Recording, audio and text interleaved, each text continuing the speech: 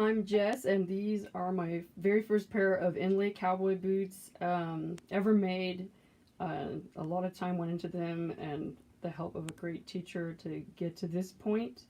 And on these boots, I thought one of a kind means two different boots for me. And so I made these in the summer of 2017. These were completed, and they were showcased at the New Mexico State Fair for 2017.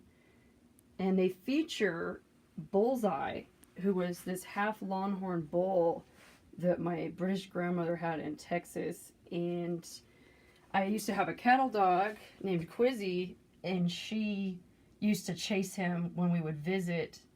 And so I wanted to create something that I would call the Maverick of this bull that got away.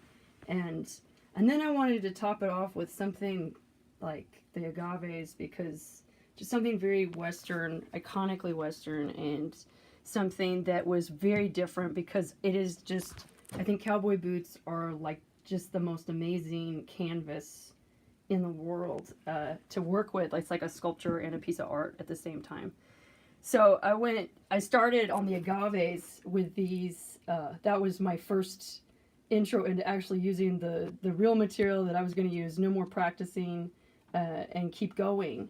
And there's like 100 steps, pun intended, I guess, for how you put together a cowboy boot.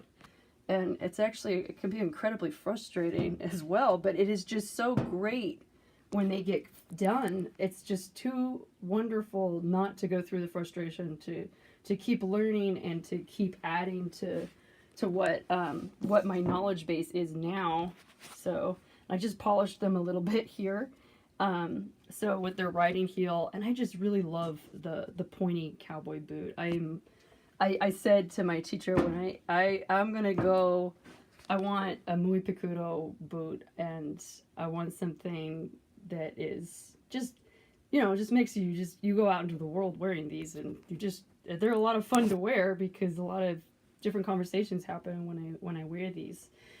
So I'm really proud of the way that these came out. I really would say this is like the one time in my life something actually came out like exactly the way I imagined it was going to come out. And yeah, so, and I wanted something like New Mexico kind of feeling to these too. And some of those Western motifs that we see in vintage boots, like the moon and the stars and that desert kind of feeling to these. And I had a great time making these and sharing them with the world. And so now I'm going to put these out into the world now, and I've got another pair I'm going to keep for myself to wear, and pass these on to somebody special that is interested in having this pair of boots. I'm really happy to be able to bring Inlay Boots into my life, and to keep learning and making these. So but this has been a very special pair for me, and I have worn them a number of times this last year and a half.